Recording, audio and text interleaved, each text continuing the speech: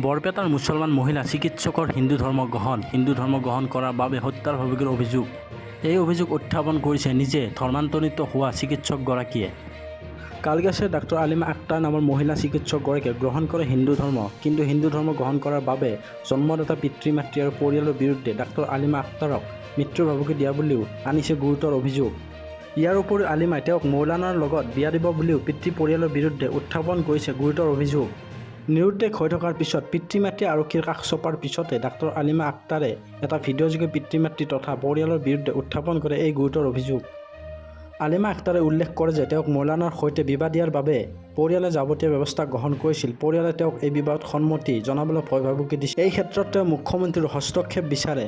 ইফালে এই সকলো অভিযোগ নস্যাৎ কৰে ডাক্তৰ আলিমা আক্তাৰৰ খুৰা শ্বাহাবুদ্দিন খানে।